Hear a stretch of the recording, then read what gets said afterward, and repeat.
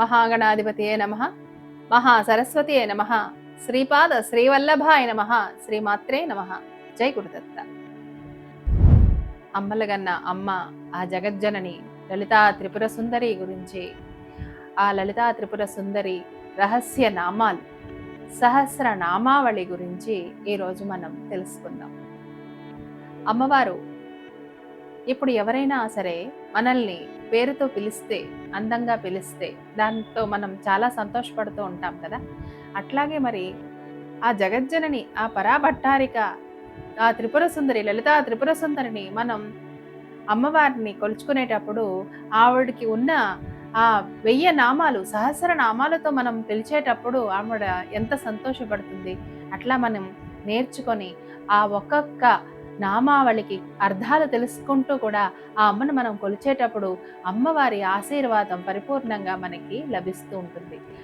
అందుకని అమ్మవారి ఆజ్ఞ ప్రకారం మన అందరికీ కూడా సామాన్య భాషలో అందరికీ అర్థమయ్యేలాగా ఆ లలిత సహస్రనామాలని మనందరికీ అందించడానికి ఈవేళ మనకు అమ్మవారు అందించిన విధంగా మీ అందరికీ అందించడానికి ప్రయత్నిస్తున్నాను. అందరూ భక్తి శ్రద్ధలతో విని ఈ పారాయణంలో అందరూ కూడా పాల్గొంటారని ఆశిస్తూ ఇక అమ్మవారి సహస్రనామాల గురించి తెలుసుకుందాం. అమ్మవారు తన మణిద్వీపంలో కూర్చొని ఉండేటప్పుడు అన్ని బ్రహ్మాండాలకు దాటి ఉన్న ఆ మణిద్వీపంలో అమ్మవారు ఆసీనురాలై ఉండగా వసిన్యాది వాగ్దేవతల చేత తన నామాల్ని తనే చెప్పించుకుంది. అయితే అటువంటి నామాలు, లలితా సహస్ర నామాల కంటే మించిన నామావళి, సహస్రనామావళి ఎక్కడా కూడా లేదు.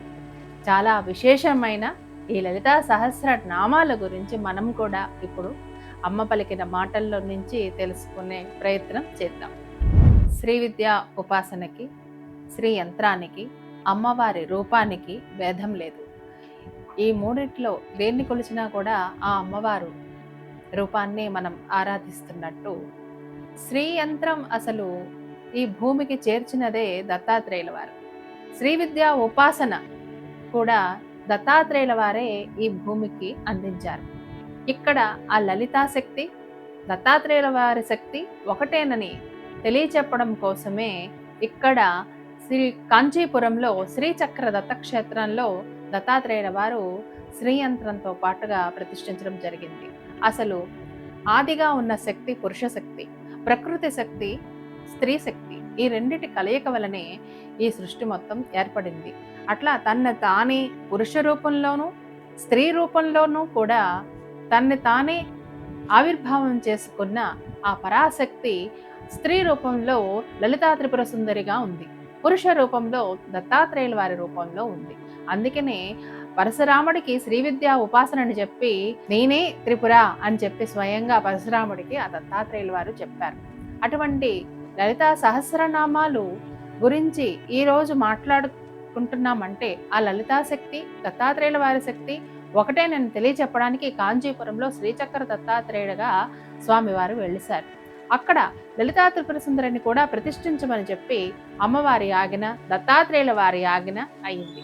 అయితే 4000 సంవత్సరాల క్రితం ఈ భూమి మీద లలితా సహస్ర నామాలని భూమి మీద ఎక్కడ పుట్టిందో తెలుసా?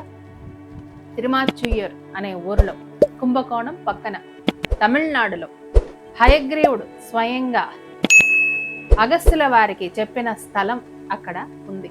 అక్కడ అమ్మవారు బండాసురుణ్ణి సంహరించిన తర్వాత తను శాంతపరచుకోవడం కోసం ఆ ప్రదేశంలో వచ్చి కూర్చుందని చెప్పి ఒక కథనం ఉంది. మన పురాణాల్లో హయగ్రీవుడు అగస్త్యుల వారికి ఈ లలితా సహస్రనామాల్ని బోధించిన స్థలం తిరుమాచుయ్యూర్. ఇక్కడ లలితా త్రిపుర సుందరి అమ్మవారు చాలా అందంగా ఉంటుంది. అయితే ఇక్కడ అమ్మవారు కాలు గొలుసు అడుగుతూ ఉంటుంది. అయితే అమ్మవారి విగ్రహం రాతితో చేయించడం వలన ఆ పట్టీలు పెట్టడానికి స్థలం లేకుండా ఉంది. అయితే అమ్మవారు ఒక భక్తురాలి దగ్గర కల్లో కనిపించి నాకు పట్టీలు తీసుకురా అని అడిగిందట. అయితే ఆ భక్తురాలు రెండో రోజు పట్టీలు తీసుకువెళ్ళడంతో ఆ పూజారి వారు అమ్మవారి కాలు గొలుసు పట్టేంత స్థలం అక్కడ లేదు. అమ్మవారి కాలు ఆ విగ్రహానికి అతుక్కొని ఉండడంతో అక్కడ ప్లేస్ లేదనమాట. అయితే ఆ భక్తురాలు చెప్తుంది, నాకు కల్లో కనిపించే అమ్మవారి ఇక్కడ పాదాలుకి కాలు గొలుసు తీసుకురా, పట్టీలు తీసుకురా అని అడగడంతో నేను తీసుకొచ్చాను, ఇది నిజం, మీరు చూడండి అని చెప్తే ఆ పంతులు గారు అప్పుడు ఆ పూజారి ఆ విగ్రహంలో చూసేటప్పటికి అమ్మ కాలు కొంచెం జరిగి ఆ పట్టీలు పెట్టడానికి అనువుగా ఆ స్థలాన్ని ఇచ్చేదిట. అలాగా అక్కడ భక్తుల కోరికలు అమ్మవారి పాదాలకి కాలు గొలుసు ఇస్తే అక్కడ కోరికలు నెరవేరుతాయని చెప్పి ఒక కథనం ఉంది. అట్లాగే ఇక్కడ శ్రీచక్ర దత్తపీఠంలో కాంచీపురంలో అమ్మవారు ఏ విధంగా అయితే ఆ తిరుమలచేయూరులో వెలిసిందో అదే విధంగా ఇక్కడ సత్యయుగ స్థాపన కోసం దత్తాత్రేయుల వారే స్వయంగా నేనే త్రిపుర అని చెప్పి నన్ను 3 అడుగుల పంచలోహ విగ్రహంలో ఆవిష్కరించు అని చెప్పి చెప్పడంతో ఇక్కడ కూడా అమ్మవారిని మన శ్రీచక్ర దత్తపీఠంలో ప్రతిష్ఠించడం జరిగింది.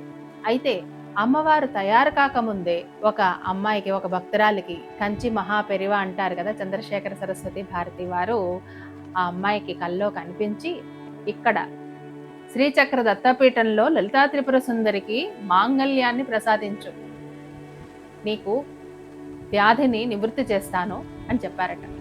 అయితే ఏంటి ఆ వ్యాధి అంటే ఆ అమ్మాయికి క్యాన్సర్, బ్రెస్ట్ క్యాన్సర్తో బాధపడుతుంది.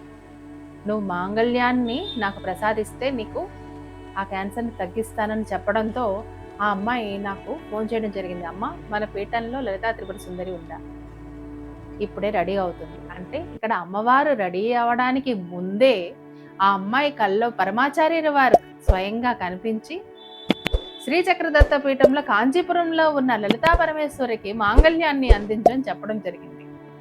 అయితే దానికి ఎంత అమౌంట్ అవుతుందో కూడా ఖచ్చితంగా స్వామివారే తెలియజేశారంట. కరెక్ట్గా ఆ అమ్మాయి తయారు చేసుకొని అమ్మవారి విగ్రహం ప్రతిష్టకి ముందే ఆ అమ్మాయి మన పీఠానికి అందించడం జరిగింది. ఇప్పుడు లలితా త్రిపుర సుందరి గురు పౌర్ణమి రోజు ప్రతిష్ఠ చేయడం జరిగింది. ఈ వార్త విని చాలా మంది భక్తులు అమ్మవారికి మాంగళ్యాన్ని సమర్పించుకున్నారు.